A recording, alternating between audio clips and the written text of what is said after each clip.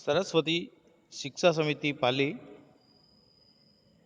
कक्षा अष्टमी विषय सामाजिक विज्ञान पाठ है अपना भारतीय संविधान। आज भैया बहनों अपने भारतीय संविधान का दूसरा मुख्य लक्षण संसदीय शासन पद्धति, इसके बारे में अपन अध्ययन करेंगे। गत सत्र में अपन ने भारतीय संविधान के मुख्य लक्षण संघवाद के बारे में अध्ययन किया था, जिसमें हमने पढ़ा था कि संघवाद इसमें केंद्र और प्रांतों में अलग अलग सरकार होती है और दोनों अपने स्तर पर कानूनों के अनुसार केंद्र और राज्यों में शासन का संचालन करती है। संसदीय शासन पद्धति क्या है? तो अपन ने पढ़ा था कि भारतीय संविधान निर्माताओं ने भारतीय संविधान के निर्माण के समय से ही यह विचार रख दिया था कि देश आज़ाद होने के बाद हमारे देश में लोकतांत्रिक शासन व्यवस्था रहेगी और उसी के तहत यह शासन संसदीय शासन पद्धति संविधान ने हमारे देश को प्रदान की। इसमें सरकार के सभी स्तरों पर जनप्रतिनिधियों का चुनाव आम जनता करती है। अपन ने पढ़ा था संघवाद के चैप्टर में ही कि हमारे देश में केंद्र में केंद्र सरकार, राज्यों में राज्य सरकार और पंचायत स्तर पर तीसरी इकाई होती है पंचायत राज शासन व्यवस्था। तो इन सभी इकाइयों में चाहे पंचायत स्तर की हो, चाहे राज्य स्तर की हो या केंद्र स्तर की, इन सभी के जनप्रतिनिधि इनको आम जनता के द्वारा चुना जाता है। आम जनता में पहले 21 वर्ष का मताधिकार की आयु थी, यानी 21 वर्ष की आयु के बाद व्यक्ति मताधिकार का उपयोग कर सकता था। लेकिन वर्तमान में 18 वर्ष से अधिक आयु के सभी भारतीय पुरुष महिला अपने मताधिकार का प्रयोग कर सकते हैं, अपने जनप्रतिनिधि को वोट दे सकते हैं। यह संविधान ने प्रत्येक व्यक्ति को मत देने का अधिकार प्रदान किया है। हमारे संविधान निर्माताओं ने भारतीय जनता को वयस्क मताधिकार प्रदान करने के पीछे उनकी मंशा क्या थी? यह सोच थी कि लोकतांत्रिक शासन व्यवस्था को प्रोत्साहन देना। केवल इतना ही नहीं, जाति, वर्ग और महिला पुरुष के फर्क पर आधारित ऊंच नीच की बेड़ियों को तोड़ने के लिए भी यह वयस्क मताधिकार संविधान ने प्रदान किया है। क्योंकि जिस समय हमारा देश आज़ाद हुआ उस समय इन सभी परिस्थितियों में अपना देश जकड़ा हुआ था। महिला पुरुष अलग अलग जाति, अलग प्रकार के वर्ग और इन सब के बीच में ऊंच नीच की बेड़ियां बहुत जकड़ी हुई थी। इसी को दृष्टिगत रखते हुए प्रत्येक व्यक्ति को जो वयस्क यानी 18 या 21 वर्ष से अधिक आयु का था पहले, वर्तमान में 18, यानी वयस्क मताधिकार दिया ताकि वह व्यक्ति स्वयं सरकार के अंदर भागीदार रह सके। और ये जो ऊंच नीच की बेड़ी थी, महिला पुरुष में भेदभाव था, जातियों में बंटा हुआ भारत था, इन सब को तोड़ने के लिए, कुरीतियों को हटाने के लिए वयस्क मताधिकार दिया, यानी प्रत्येक व्यक्ति अपने मत के द्वारा अपनी सरकार का चयन कर सकता है, अपने जनप्रतिनिधियों को चुन सकता है। ये सीधी सीधी भूमिका ये थी कि प्रत्येक व्यक्ति सरकार के जनप्रतिनिधियों को चुनने में शामिल हो। संसदीय शासन पद्धति में हर व्यक्ति चुनाव भी लड़ सकता है, चाहे उसकी सामाजिक पृष्ठभूमि कैसी भी क्यों ना हो। कुछ है इसमें कि भारतीय नागरिक हो, किसी न्यायालय के द्वारा उसको दिवालिया घोषित न हो अथवा पागल न हो। लेकिन सामाजिक पृष्ठभूमि यानी वो अमीर हो, गरीब हो, किसी भी जाति से हो, किसी भी वर्ग से हो, तो वो उस चुनाव में भाग ले सकता है जहाँ जिस क्षेत्र में उसको चुनाव लड़ना है। लेकिन वर्तमान में कुछ क्षेत्र आरक्षित भी है। आरक्षित कैसे?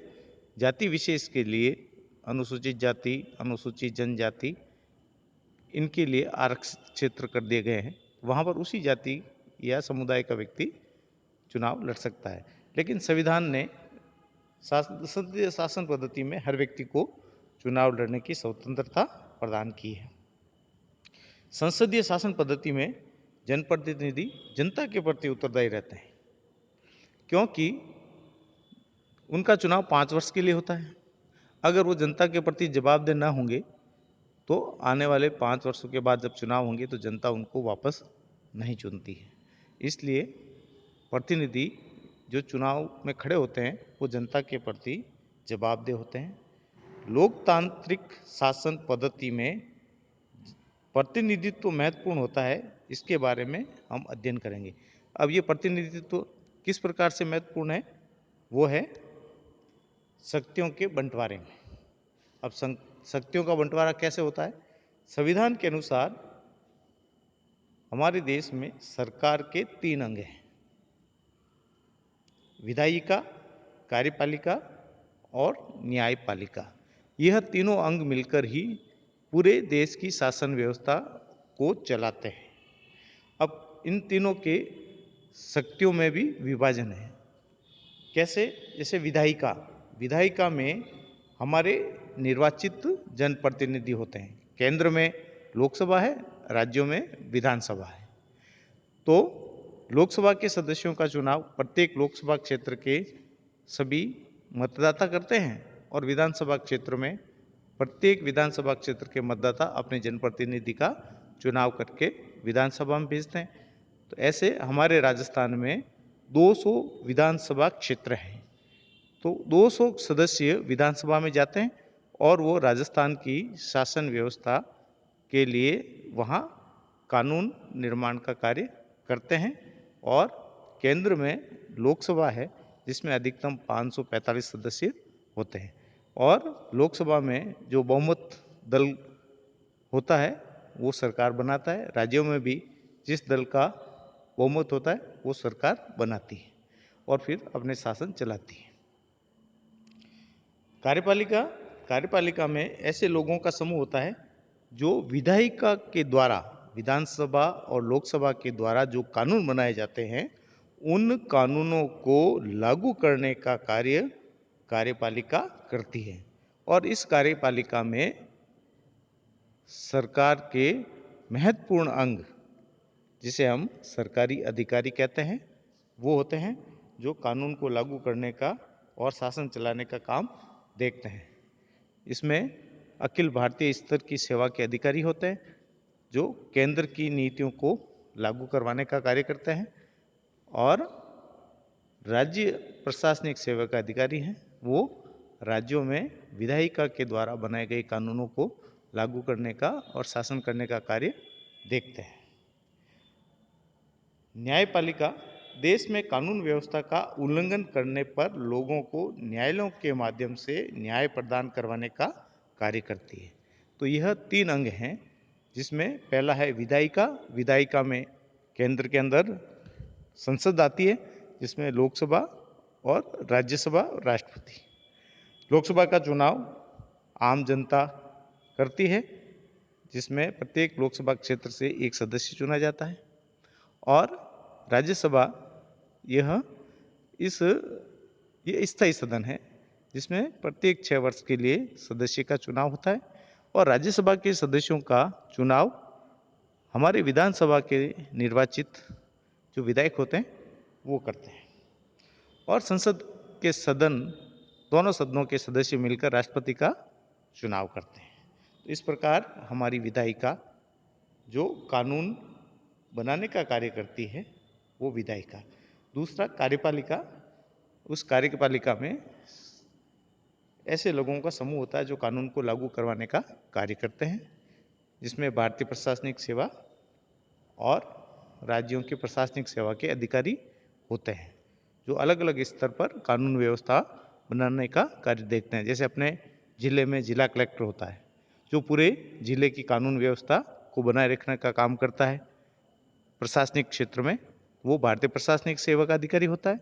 ऐसे ही उपखंड स्तर पर उपखंड अधिकारी होता है, जो राज्य प्रशासनिक सेवा का अधिकारी होता है। ये सब कार्यपालिका के अंग हैं। तीसरा न्यायपालिका। न्यायपालिका भी त्रिस्तरीय है।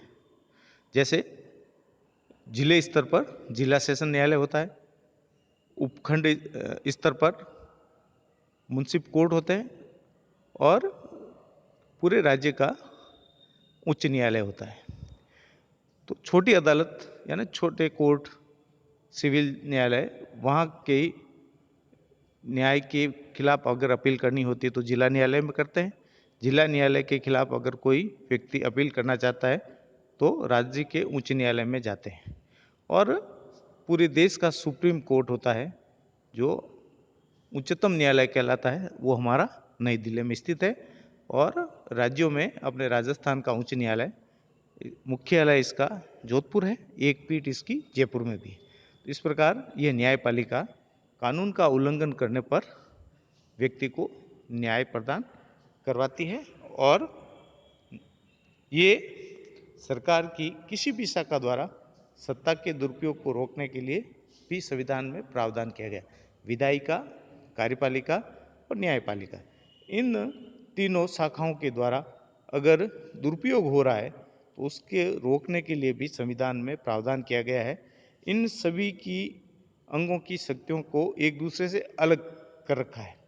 शक्तियों के इस बंटवारे के आधार पर प्रत्येक अंग दूसरे अंग पर अंकुश रखता है और इस तरह तीनों अंगों के बीच सत्ता का संतुलन बना रहता है।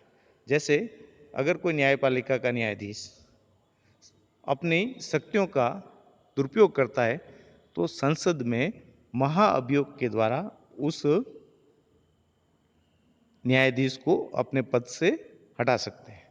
राष्ट्रपति भी अगर शक्तियों का दुरुपयोग करता है तो संसद में उसके खिलाफ भी महाअभियोग लाकर पद से उसे हटाया जा सकता है। और कोई जनप्रतिनिधि अगर सत्ता का दुरुपयोग करता है तो न्यायपालिका उसको पद से मुक्त कर सकती है। इस प्रकार तीनों अंग, न्यायपालिका, विधायिका और कार्यपालिका, इन तीनों के बीच सत्ता का संतुलन बना रहता है, एक दूसरे पे इनके अंकुश भी रहता है। आज अभ्यास प्रश्न के लिए मैंने आपको लिखित में नहीं दिया है, आपको एक प्रश्न मैं दे रहा हूँ, सुन लें और अच्छी तरह से उसको आपको कॉपी में भी करना है, ठीक है ना। तो वो है, सरकार के 3 अंगों के नाम लिखिए। प्रश्न है, सरकार के तीनों अंगों के नाम लिखिए। पहला है विधायिका, दूसरा है कार्यपालिका, तीसरा है न्यायपालिका। धन्यवाद।